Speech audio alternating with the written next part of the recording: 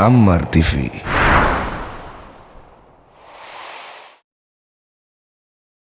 Wa asyhadu an la ilaha illallah wahdahu la syarika lah wa asyhadu anna Muhammadan abduhu wa rasuluhu la nabiyya ba'dah.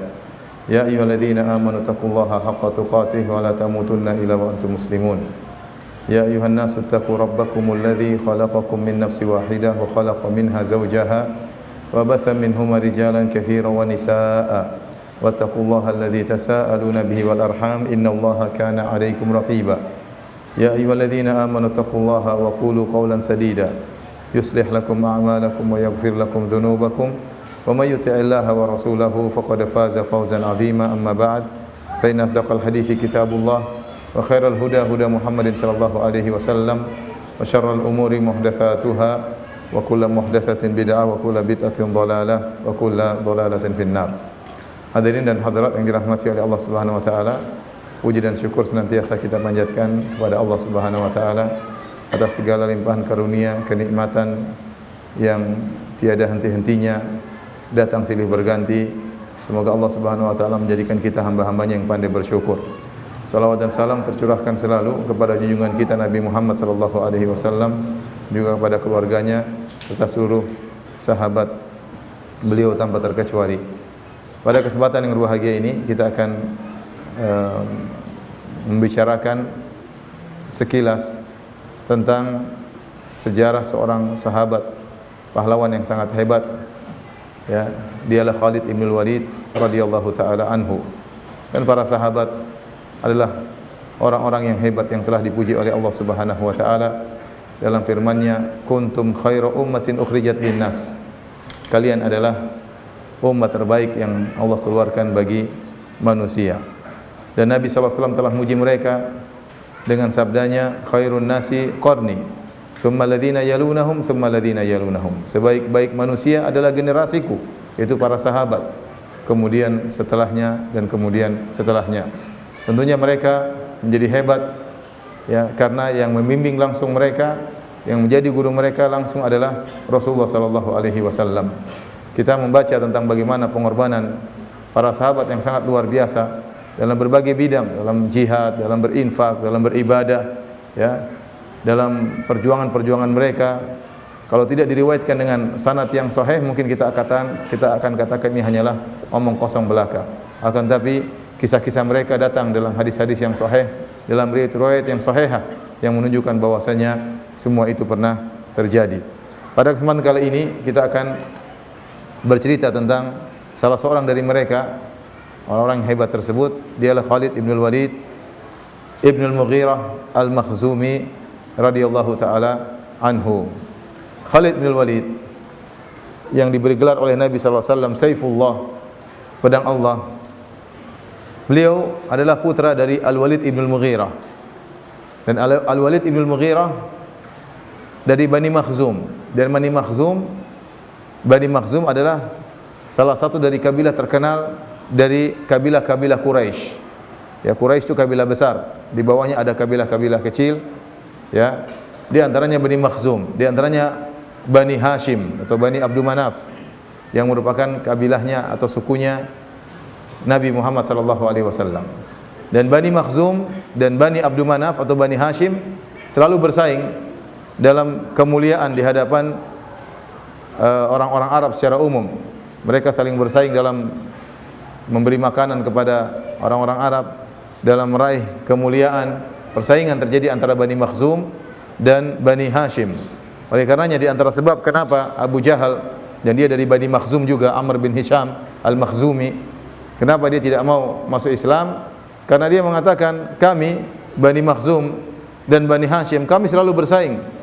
Mereka memberi makan kepada jemaah haji, kami juga beri makan kepada jemaah haji. Mereka beri minum kepada jemaah haji, kami berikan minum juga kepada jemaah haji. Mereka meraih kemuliaan di hadapan orang-orang Arab, kami juga meraih kemuliaan di hadapan orang-orang Arab. Tatkala kami sudah bersaing ketat, kami bersaing, tiba-tiba di antara mereka ada yang mengaku sebagai nabi.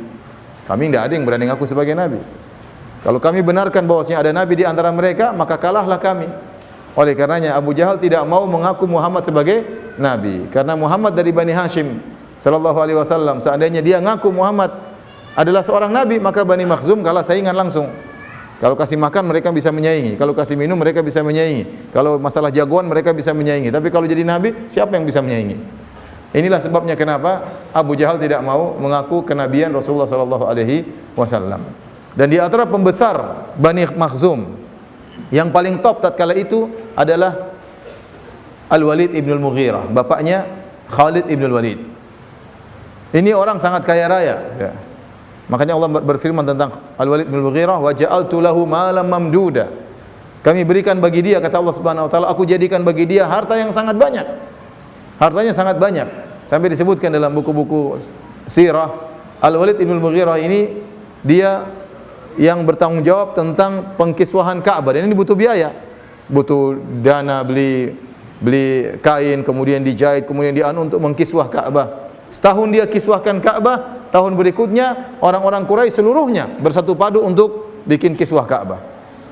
Tahun berikutnya dia sendirian, dia yang menanggung seluruh biaya sendirian. Adapun tahun berikutnya Quraisy semua berkumpul untuk memasang kiswah Ka'bah. Ini menunjukkan dia kaya raya. Bahkan disebutkan tatkala musim haji di Mina, dia tidak mengizinkan orang Quraisy menyalakan api. Cukup dia yang menyalakan api untuk memasak makanan bagi orang-orang yang datang hajian. Kenapa dia? Karena dia sangat kaya raya. Oleh karenanya setelah meninggalnya Abdul Muttalib, kakek Nabi sallallahu alaihi wasallam, dan Abdul Muttalib adalah pemimpin kota Mekah, dan dia punya semacam permadani yang dia letakkan fi fina'il Ka'bah, yaitu di pelataran Ka'bah. Dia duduk di situ. Tidak ada orang yang punya permadani untuk duduk di situ kecuali Abdul Muttalib. Karena dia adalah pemimpin kaum di Mekah, pemimpin Quraisy. Tatkala Abdul Muttalib meninggal, Al-Walid bin Mughirah, bapaknya Khalid, juga begitu, dia meletakkan permadani di fina'il Ka'bah, di pelataran Ka'bah, dan dia duduk di situ dan tidak ada yang protes.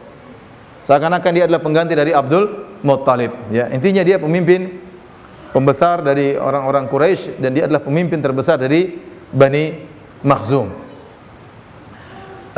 Dan dia, ya, seorang yang hebat dalam syair, orang yang sangat cerdas.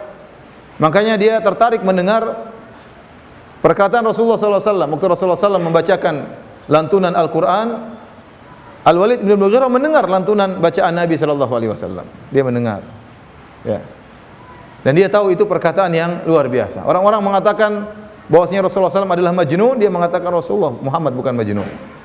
Orang-orang mengatakan Muhammad adalah syair, penyair, kata dia ini bukan perkataan syair, ya. Semua yang dituduhkan kepada Rasulullah SAW, Al-Walid bin Mughirah tahu ini enggak benar, ya. Makanya dia sering mendengar perkataan Nabi sallallahu alaihi wasallam. Akhirnya, ya, orang-orang Bani Makhzum jadi gelisah. Ini bahaya kalau Walid bin Mughirah masuk Islam. Nanti yang lain bisa ikut masuk Islam. Nah, bagaimana caranya kita menghalangi dia agar dia tidak tertarik dengan bacaan Al-Qur'an Muhammad? Kata Abu Jahal, saya yang akan menghadapi dia.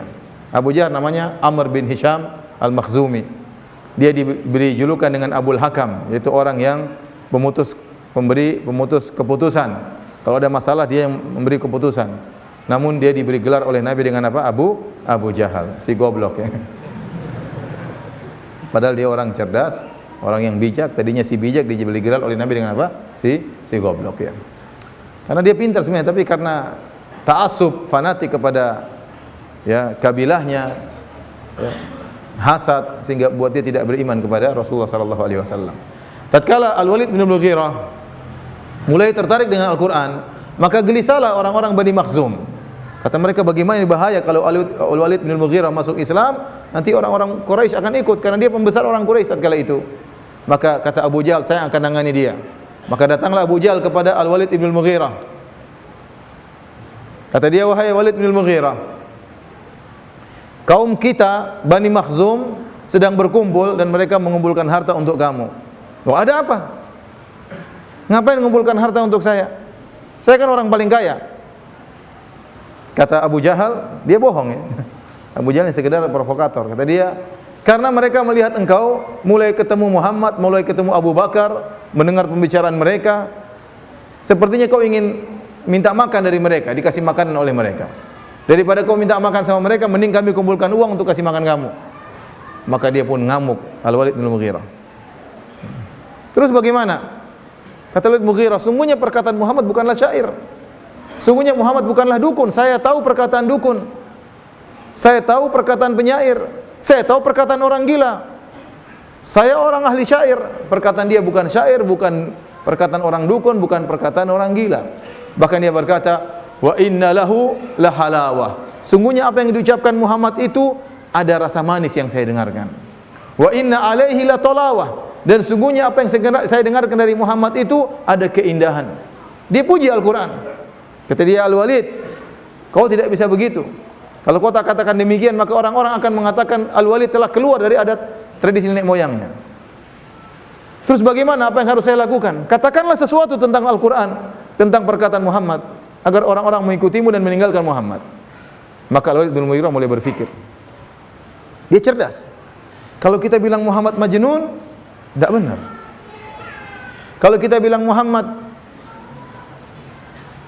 dukun, dia bukan dukun.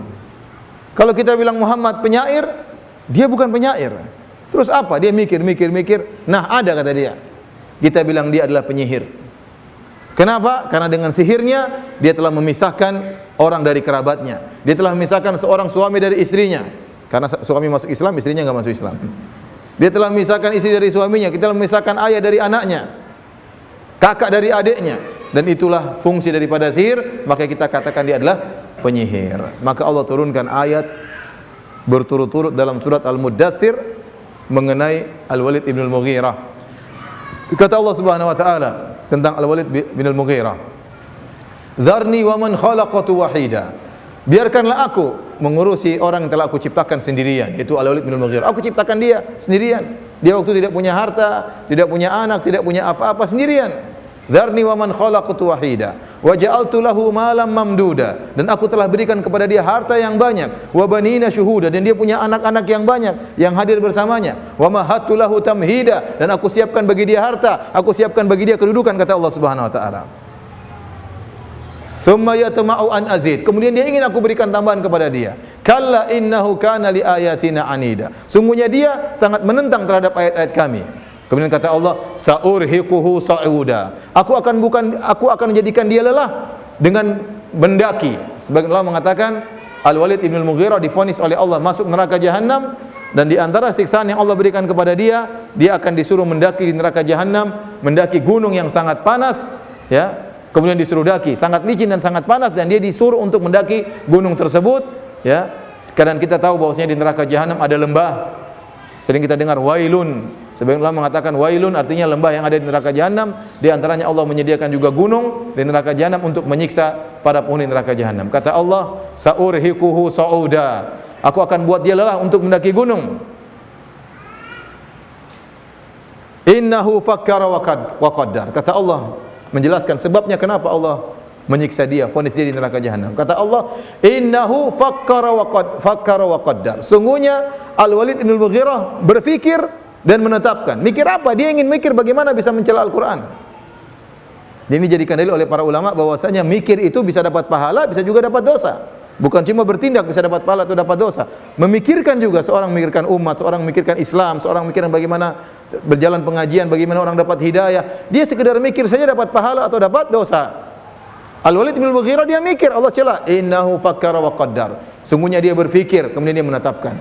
Tsumma qutila kaifa qaddar. Celaka dia.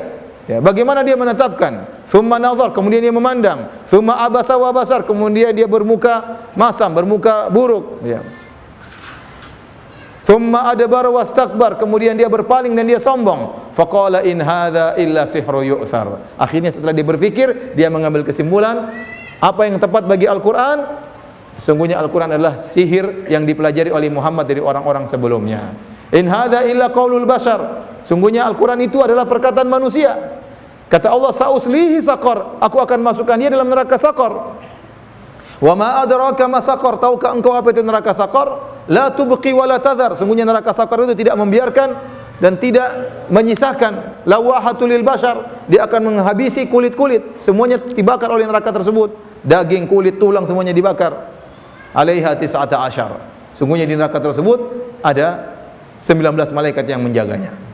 Ayat ini khusus turun menurut jumhur mufassirin tentang Al-Walid bin Mughirah. Padahal dia orang hebat. Ya. Namun karena kesombongan dia tidak beriman kepada Rasulullah sallallahu alaihi wasallam. Di antara kehebatan beliau, Al-Walid bin Mughirah, Beliau itu penghormatan ya. Di antara kehebatannya Al-Walid bin Mughirah disebutkan dalam buku-buku sirah, dialah yang pertama kali mencongkel Ka'bah waktu terjadi renovasi Ka'bah. Waktu Ka'bah mulai rusak, sering terkena banjir sehingga mulai rusak, tidak pantas lagi untuk dibiarkan, maka orang-orang Quraisy mereka berkumpul bersepakat untuk memugar Ka'bah. Tapi kata mereka tidak dipugar, tapi dihancurkan, diratakan dengan tanah Ka'bah, kemudian didatangkan batu yang baru. Akhirnya mereka mulai sudah sepakat, mereka bingung siapa yang berani bongkar Ka'bah pertama kali. Dan itu terjadi pada waktu usia Nabi 35 tahun. Sementara 35 tahun yang lalu waktu Nabi di tahun Nabi lahir terjadi peristiwa tentara bergajah yang dipimpin oleh Abraha yang dihancurkan oleh Allah Subhanahu wa taala dengan mengirim burung yang melemparkan batu yang panas kepada mereka. 35 tahun terjadi demikian dan mereka lihat kejadian tersebut. Nah, sekarang mereka ingin menghancurkan Ka'bah untuk direnovasi, mereka bingung siapa yang berani. Tidak ada yang berani. Al-Walid bin Mughirah maju. Kata dia, wahai kaum Quraisy, hal turiduna bihadmiha al-islah abil ifsad awil isaah. Kalian ingin menghancurkan Ka'bah ini, berbuat baik kepada Ka'bah untuk merenovasinya, atau kalian ingin merusak Ka'bah? Kata mereka, tentu kita ingin berbuat baik. Kalau begitu Allah tidak akan memberikan siksaan bagi orang berniat baik. Maka Al-Walid bin Mughirah kemudian dia jalan sendiri, dia bawa kapaknya, dia bawa cangkulnya, kemudian dia congkel batu Ka'bah sebagian sedikit. Tidak ada yang berani ikut. Kata yang lain, tunggu, siapa tahu nanti malam dia tewas, tunggu. Nggak ada yang berani. Dia sendiri, kemudian dia pulang, dia tidur, besok dia sehat lagi, datang lagi, dia bawa cangkul, dia gali lagi, bongkar lagi Ka'bah. Akhirnya orang-orang Quraisy mengatakan Allah telah ridho dengan perbuatannya. Akhirnya mereka rame-rame bongkar apa? Ka'bah. Akhirnya mereka merenovasi dan Nabi SAW ikut merenovasi Ka'bah tatkala itu. Ini di antara kehebatan yang dia lakukan. Tapi subhanallah, karena kesombongan, karena keangkuhan, karena ta'assub kepada kabilah, karena ta'assub fanatik dengan adat istiadat nenek moyangnya, akhirnya dia tidak beriman karena terprovokasi oleh Abu Jahal. Oleh karenanya Abu Jahal ini memang kurang ajar ya. Betapa banyak orang tidak jadi beriman gara-gara Abu Jahal. Di antaranya Al-Walid bin Mughirah sudah tertarik dengan Al-Quran gara-gara diprovokasi oleh Abu Jahal. Nah, Abu Jahal hebat dalam provokasi, luar biasa ya, si goblok ini ya. Kemudian lihat Abu Talib gara-gara diprovokasi oleh Abu Jahal tidak beriman. Waktu Abu Talib sakit, Rasulullah SAW datang. Rasulullah SAW berkata, ya ammi qul la ilaha illallah kalimatan uhajulaka biha indallah. Wahai pamanku, ucapkanlah la ilaha illallah. Dengan kalimat tersebut aku akan bela engkau di hari kiamat kelak di sisi Allah. Abu Jahal hadir, Nabi berdakwah, Abu Jahal juga berdakwah. Kata Abu Jahal, atarghabu an millati Abdul Muttalib? Wahai Abu Talib, apakah kau benci dengan agama bapakmu Abdul Muttalib? Nabi ulangi lagi, Nabi berdakwah lagi, ya pamanku, ucapkanlah la ilaha illallah, suatu kalimat yang aku akan bela engkau di hari kiamat kelak.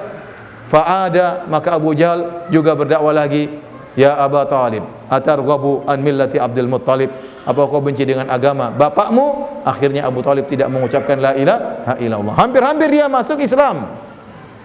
Gara-gara teman yang brengsek seperti ini, dia terbawa. Hati-hati. Terkadang teman brengsek itu menyesatkan seorang di waktu-waktu yang genting. Contohnya siapa? Abu Jahal. Dia telah menyesatkan Al-Walid bin Mughirah. Dia telah menyesatkan Abu Talib. Demikian juga tatkala perang Badar, ada seorang pembesar Quraisy namanya Al-Walid bin Utbah. Orang ini orang yang luar biasa. Dia juga kagum dengan Al-Quran, ya. Dan dia waktu terjadi perang Badar, dia melarang orang-orang ikut perang Badar. Kata dia, wahai kaum Quraisy sekalian, sebaiknya kita pulang. Ngapain kita perang Badar lawan Muhammad? Muhammad itu juga dari Quraisy. Kita saling kerabat, saling perang-perangan. Kalau kalian bilang pengecut, jadikanlah, bilanglah Walid bin Utbah adalah seorang pengecut. Dan kalian tahu, lastu bi ajbanakum. Aku bukan orang yang paling pengecut di antara kalian. Orang-orang mulai bimbang, waktu itu hampir tidak jadi perang Badar. Tahu-tahu datang Abu Jahal. Hei Walid, diprovokasi. Ente penakut, ente gini, ente gini, ente gini. Oh, di maki-maki sama Abu Jahal. Ya, akhirnya Al-Walid terprovokasi. Kata dia, kita akan lihat siapa yang pengecut, saya atau kamu. Akhirnya dia masuk dalam peperangan dan dia pertama kali tewas dalam perang Badar.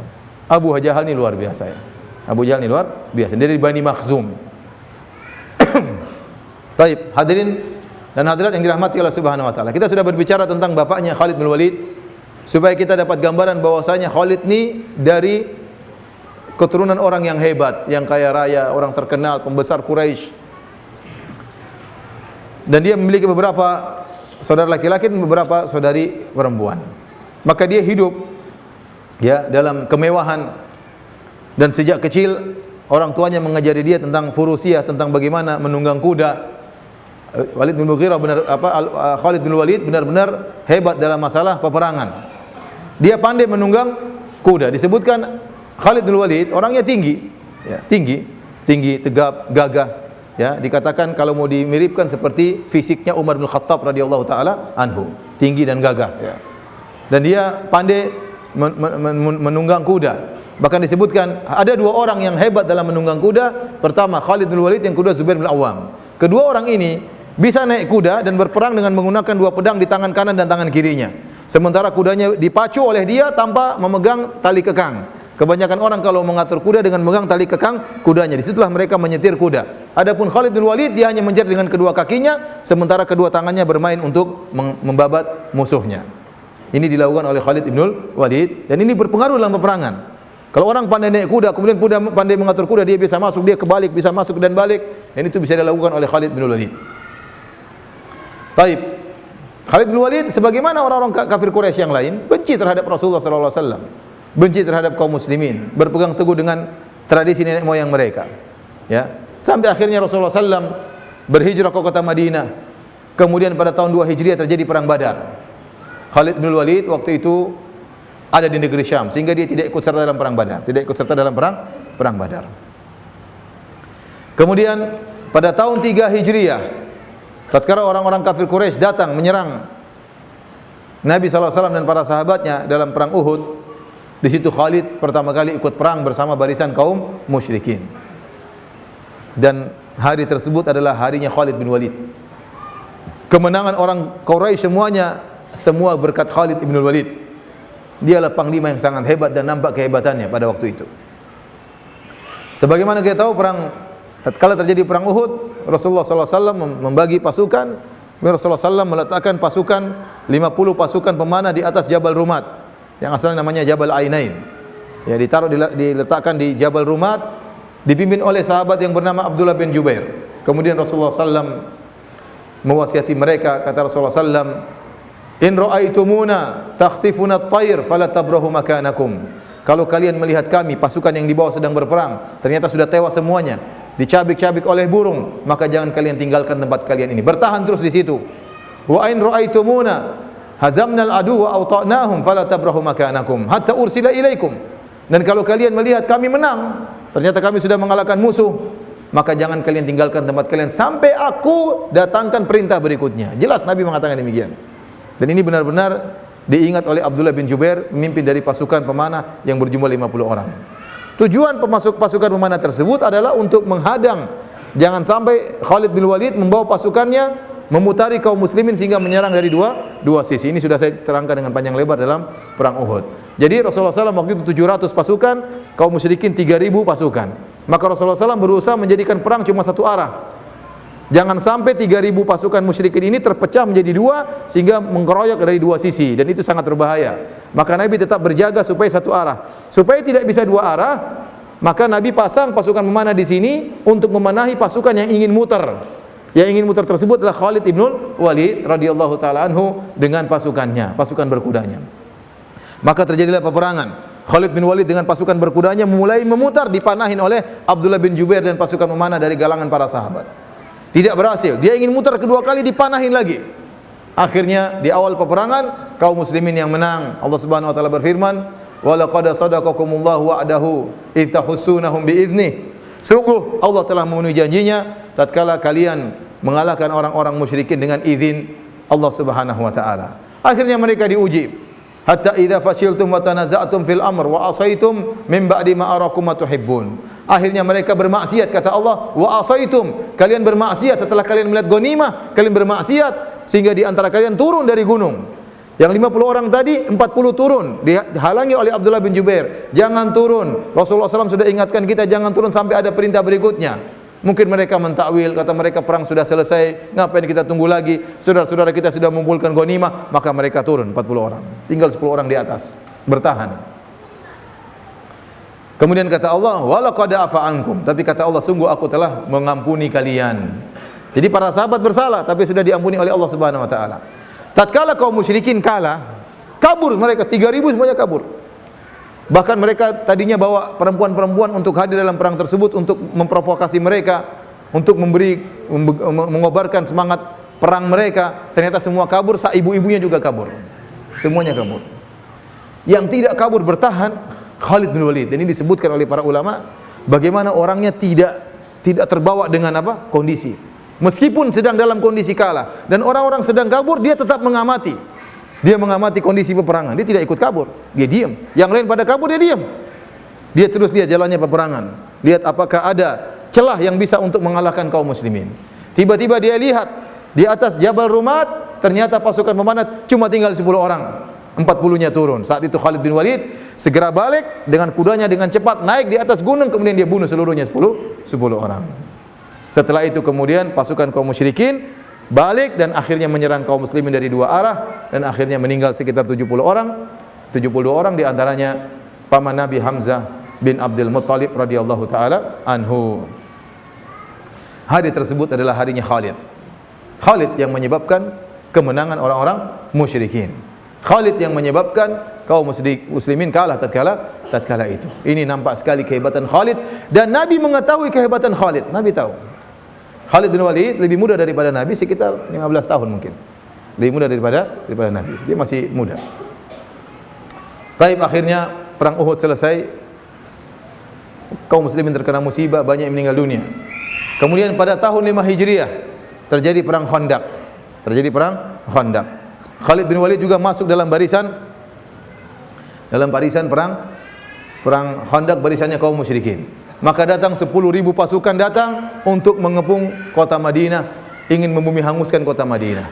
Maka tatkala sampai kabar kepada Nabi bahwasanya 10.000 pasukan datang mengepung Nabi kota Madinah, maka Nabi bermusyawarah dan disebutkan dalam sebagian riwayat, meskipun riwayatnya lemah tapi masyhur di buku-buku sirah, Salman Al-Farisi berkata kepada Nabi, memberi ide, "Ya Rasulullah, kunna bi Faris, idza husirna khandaqna." Ya Rasulullah, kami di Persia, kalau kami dikepung maka kami bikin parit supaya musuh tidak bisa masuk. Dan Nabi tidak berpikir untuk melawan 10.000 tersebut. Secara strategi 2.000 lawan 10.000 kalah. Secara logika susah, 1:5. Apalagi mereka dengan persiapan penuh. Maka Nabi tidak berpikir untuk menyerang orang-orang musyrikin, tapi Nabi mengambil ide tersebut untuk bertahan. Maka Nabi pun menyuruh para sahabat untuk menggali khandak tatkala itu, lebarnya sekitar 4 meter, dalamnya sekitar 4 meter, panjangnya entah berapa kilo, mengitari kota Madinah. Supaya apa? Supaya kuda tidak bisa loncat. Kalau cuma 2 meter, kuda bisa loncat. Dibuatlah 4 meter panjangnya, dalamnya 4 meter. Ini semua agar tidak bisa dilewati oleh kaum musyrikin. Ya. Khalid bin Walid datang dengan pasukan berkuda. Begitu sampai di Madinah, dia kaget. Orang musyrikin termasuk Khalid bin Walid kaget, ini strategi apa ini? Kok ada parit seperti itu? Khalid tidak bisa menembus. Bagaimana berperang? Kalau bisa loncat saja, dia akan loncat masuk dalam pasukan kaum muslimin. Namun tidak bisa. Akhirnya mereka pun kalah. Orang-orang musyrikin pun kalah. Allah datangkan angin memporak-porandakan pasukan mereka. Akhirnya mereka pulang, tidak bisa bertahan lama lagi di situ. Ya. Taib. Hadirin dan hadirat yang dirahmati oleh Allah Subhanahu wa taala. Setelah itu pada tahun 6 Hijriah terjadi namanya Sulhul Hudaybiyah, perjanjian damai Al-Hudaybiyah. Perjanjian gencatan senjata yang dikenal dengan perjanjian Al-Hudaybiyah. Secara singkat kisahnya, Nabi sallallahu alaihi wasallam berangkat bersama para sahabat yang berjumlah sekitar 1.500 orang. Ada yang mengatakan 1.400, yang mengatakan 1.300 pada tahun 6 Hijriah untuk melaksanakan umrah. Maka Nabi pakai kain ihram, berjalan dengan para sahabat, mereka menyiapkan pedang-pedang semuanya untuk masuk di kota Mekah untuk umrah. Ya. Untuk umrah. Kemudian datang orang-orang musyrikin, mereka berunding dengan Nabi sallallahu alaihi wasallam. Intinya terjadilah perjanjian damai bahwasanya Rasulullah dan para sahabatnya harus pulang ke kota Madinah dan boleh umrah tahun depan dan hanya boleh menetap di Mekah cuma 3 hari, setelah itu pulang. Akhirnya Nabi setuju. Umar tidak setuju, para sahabat tidak setuju. Nabi setuju, semua akhirnya setuju. Akhirnya Nabi pulang lagi ke kota Madinah. Tahun Tatkala di perjanjian Hudaybiyah terjadi interaksi antara kaum muslimin dengan kaum musyrikin, gencatan senjata. Mulailah kaum musyrikin mengenal lebih dekat tentang apa? Islam. Karena kondisi damai seperti itu orang bisa lebih berfikir dengan jernih. Mereka lebih kenal dengan Islam, mereka lebih tahu tentang Islam, sehingga banyak masuk Islam tatkala itu. Ya. Kemudian pada tahun 7 Hijriah Rasulullah SAW melaksanakan namanya Umratul Qadha. Sebagaimana janjinya tahun depan Nabi boleh berumrah, maka Nabi datang dengan 2.000 orang para sahabat, kemudian masuk di kota Mekah untuk umrah. Dan saudaranya Khalid bernama Al-Walid Ibnul Mughirah Al-Makhzumi sudah masuk Islam terlebih dahulu. Waktu Nabi umrah Al-Qadha, maka Nabi sallallahu alaihi wasallam bertanya kepada Al-Walid, saudaranya Khalid. Kata Rasulullah SAW, "Aina Khalid?" Hai Walid. Jadi Walid ini bin Walid, Al-Walid bin Al-Walid. Bapaknya tadi siapa? Al-Walid Ibnul Mughirah. Kalau Khalid bin Al-Walid, dia Walid bin Walid. Maka Rasulullah bertanya, "Aina Khalid? Di mana saudaramu Khalid?" Faqala Al-Walid menjawab, "Ya'ti bihillah." Allah akan datangkan dia masuk Islam. Dia optimis bahwasanya Khalid akan masuk Islam. Kemudian Nabi SAW mengomentari, "Ma misluhu jahilal Islam." Orang seperti Khalid cerdas. Enggak mungkin enggak ngerti tentang Islam, kata Nabi. Khalid bin Walid itu cerdas, dia ngerti tentang Islam. Walau kana yaj'alu nikayatahu ma'al muslimin al musyrikin kana khairan lahu. Seandainya kehebatannya dalam berperang dia gunakan untuk membela kaum muslimin, menyerang orang-orang musyrikin, maka itu lebih baik bagi dia. Wala qaddamnahu ala ghairihi. Kalau dia begitu, kami akan mengedepankan dia daripada yang lainnya. Nabi muji Khalid tatkala itu. Nabi mengakui kehebatan Khalid. Nabi mengakui kepanglimaan Khalid bin Walid, disampaikan kepada saudaranya. Akhirnya Al-Walid keluar, dia cari Khalid, cari saudaranya. Namun dia tidak mendapati Khalid sedang di mana, dia tidak tahu. Maka lalu dia meninggalkan surat untuk saudaranya tersebut. Isi suratnya, Bismillahirrahmanirrahim. Amma ba'du. Fa inni lam ara a'jaba min dhahabi ra'yika anil Islam wa aklaka aklak. Kata dia, sungguhnya tidak ada perkara yang aku herankan kecuali di mana engkau tidak berfikir tentang Islam. Bagaimana kau tidak masuk Islam, saya heran, kata Al-Walid. Bagaimana kecerdasanmu menghalangimu untuk masuk Islam? Saya heran akan hal tersebut.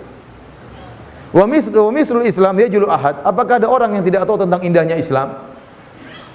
Wa qad sa'alani anka Rasulullah sallallahu alaihi wasallam faqala aina Khalid. Di dalam surat dia tulis, sungguhnya Rasulullah telah bertanya kepadaku tentang dirimu. Nabi berkata, di mana Khalid? Dia tulis. Dan ini memberi kesenangan bagi apa? Khalid. Bahwasanya Rasulullah SAW menghormati dia. Rasulullah SAW mengakui kehebatannya. Maka Rasulullah SAW berkata kepadaku, aina Khalid? Di mana Khalid?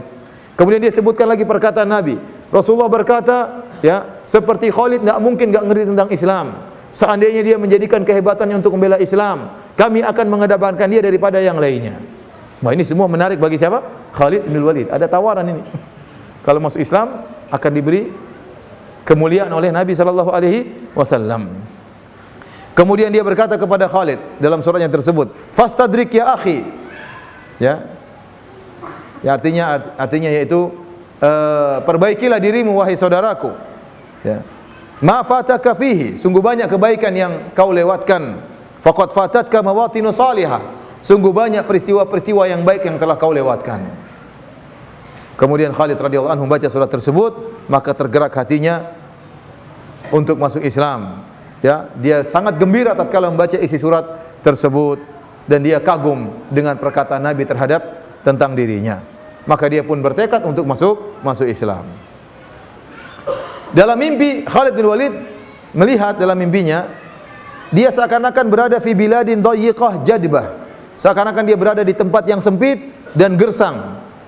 Kemudian dia pun setelah itu kharaja ila baladin akhdar wasi'. Tiba-tiba dia keluar menuju tempat yang lapang dan hijau. Faqala fi nafsi, kemudian dia berkata, inna hadhihi la ru'ya, ini benar-benar mimpi, harus ditafsirkan. Ini mimpi aneh, harus ditafsirkan. Maka tatkala dia datang kota Madinah, dia bertanya kepada Abu Bakar tentang mimpi tersebut. Kata Abu Bakar radhiyallahu taala anhu, huwa makhrajuka alladhi hadallahu lil Islam. Itu adalah solusimu, jalan keluarmu, Allah telah beri petunjuk kepadamu menuju Islam.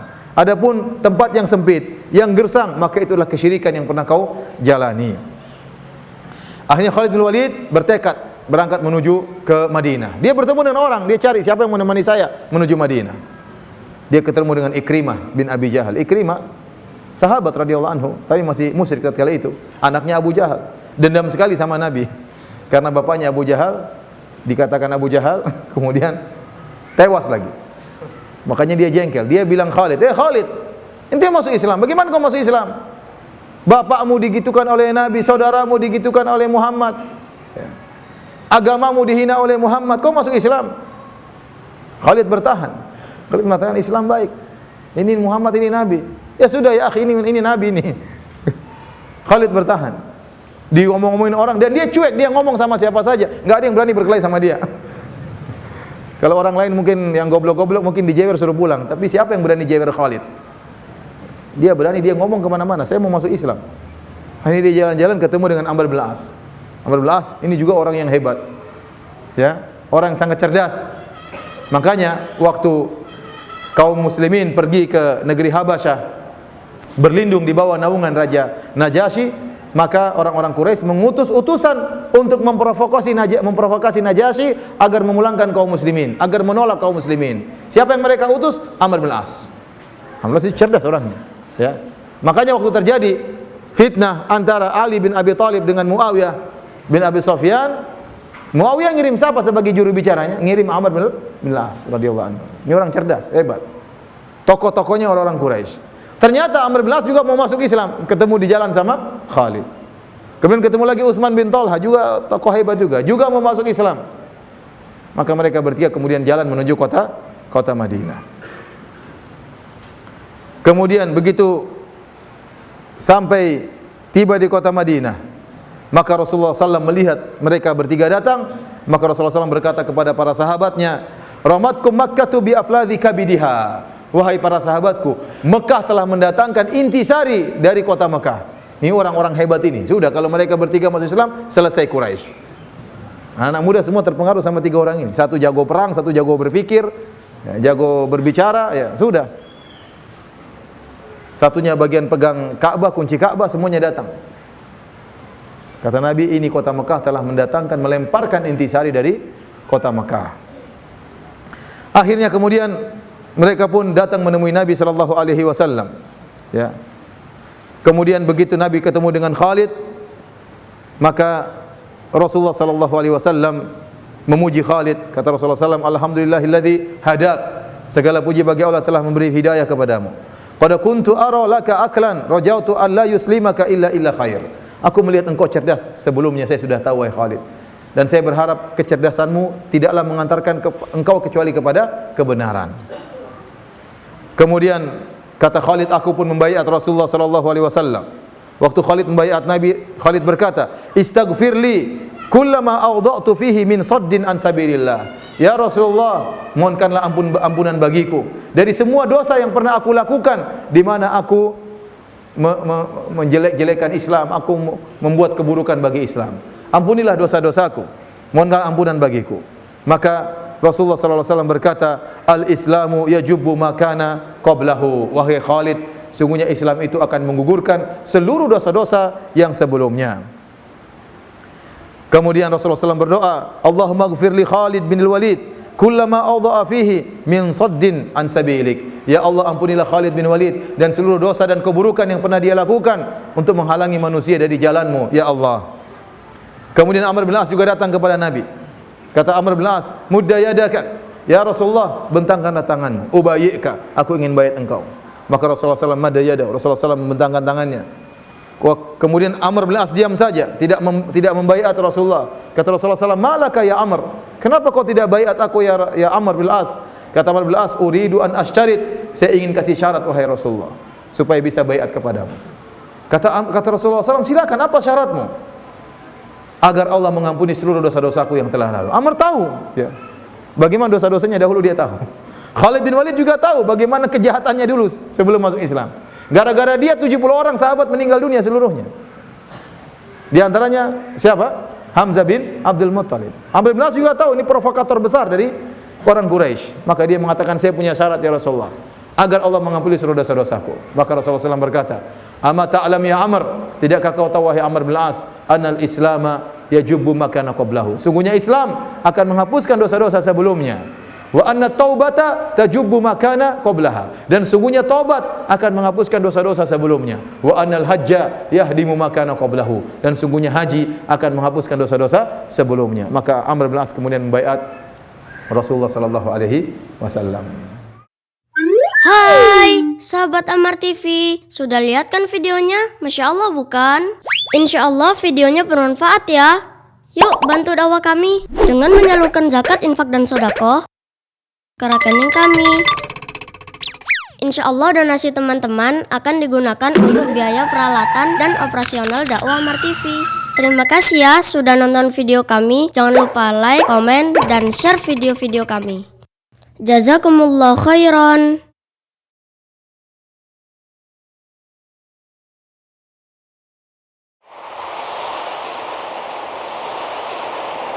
Ammar TV.